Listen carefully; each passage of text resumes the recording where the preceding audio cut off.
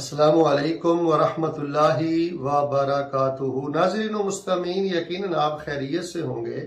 اکثر لوگ اس وجہ سے پریشان ہو جاتے ہیں کہ ہم نے فلاں بندے سے، فلاں خاندان سے، فلاں لوگوں سے اچھا سلوک کیا تھا، ان کا بھلا سوچا تھا، ان کی خیر سوچی تھی، لیکن انہوں نے ہماری بے قدری کر دی ہے، انہوں نے ہم پہ تہمتیں جڑ دی ہیں، انہوں نے ہمارے اعتماد کو، محبت کو ٹھیس پہنچائی ہے، وہ ہمارے خلاف سازشیں کرتے ہیں، ہم بہت زیادہ تکلیف میں ہیں، وہ اس سے بہت زیادہ بے چین ہو جاتے ہیں، بے قرار ہو جاتے ہیں۔ ایسے لوگوں کو 14ویں پارے کی آخری 4 آیات آنکھیں کھول کر پڑھنی چاہیے، تفسیر پڑھنی چاہیے، غور کرنا چاہیے کہ اللہ کی زمین پر اللہ کے بندوں کے سب سے زیادہ جو خیر خواہ تھے حضرت محمد صلی اللہ علیہ وآلہ وسلم، ان کو بھی ناحق کیسے ستایا جاتا تھا اور آپ پر تہمتیں جڑی جاتی تھی۔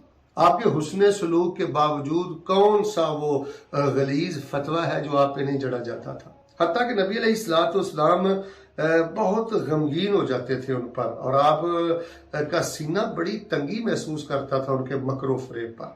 اللہ کو یہ قرآن میں کہنا پڑا کہ ان کے مکر و فریب پر آپ کا سینہ تنگی نہ محسوس کرے، آپ خاموش ہو جائیں اور 2 کام کرتے جائیں۔ ان اللہ مع الذین اتقوا والذین هم محسنون، تقوی اختیار کریں، اللہ کی حدود میں رہیں اور احسان کرتے جائیں، اچھا سلوک کرتے جائیں، درگزری کرتے جائیں، معافی دیتے جائیں۔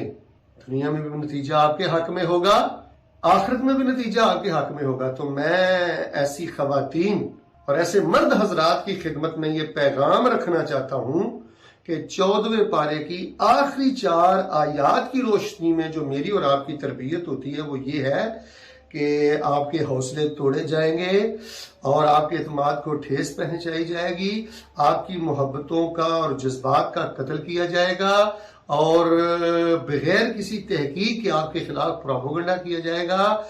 ہو سکتا ہے جن پہ آپ نے بہت زیادہ احسان کیا ہو وہی لوگ آپ کو بہت زیادہ تکلیف دیں، تو آپ نے بس تقوی اور احسان کو لازم پکڑنا ہے۔ آج بھی نتیجہ آپ کے حق میں ہے اور کل بھی نتیجہ آپ کے حق میں ہے۔ یقین مانے جو انسان تقوی میں رہتا ہے اور جو انسان احسان کے ساتھ رہتا ہے وہ بڑی عافیت میں رہتا ہے۔ چھوڑ دیں گلے شکوے کرنا، چھوڑ دیں لوگوں کو صفائیاں دینا، چھوڑ دیں ہر کسی دوسرے تیسرے کے کٹہرے میں اپنے آپ کو کھڑا کرنا، اپنے معاملے اللہ کی سپرد کریں، درگزری کریں، احسان کریں، کھلائیں پلائیں، آپ کے ہاتھ بس میں جو ہو آپ اچھائی کرتے جائیں اور تقوی کی زندگی بسر کریں۔ دنیا اور آخرت میں نتیجہ آپ کے ہاتھ میں ہوگا اور اللہ تعالیٰ آپ کو غالب کرے گا۔ باقی آپ یہ ذہن میں رکھ لیں کہ جب آپ خیر کا معاملہ کرتے ہیں، اچھا معاملہ کرتے ہیں، جوڑنے کا معاملہ کرتے ہیں، تو شیطانی قوتیں آپ کے خلاف بہت متحرک ہوتی ہیں۔ شیاطین اپنے چیلوں کو آپ کے خلاف کھڑا کرتا ہے۔ آپ کے اپنے رشتہ دار آپ سے پریشان ہو جائیں گے جب آپ ان کو روکیں گے، جب آپ ان کے غلط معاملات میں ان کے ساتھ شریک نہیں ہوں گے۔ تو یہ گھبرانے والی باتیں نہیں ہیں، اللہ تعالیٰ آپ کو دنیا میں بھی عزت دے گا، آخرت میں بھی عزت دے گا۔ بس 14ویں پارے کی 4 آیتیں بار بار پڑھیں، ان پہ غور کریں، خاموش ہو جائیں، تقوی اور احسان سے جئیں۔ نتیجہ آج بھی آپ کے حق میں ہے، کل بھی آپ کے حق میں ہے اور ہمیشہ آپ کے حق میں ہے۔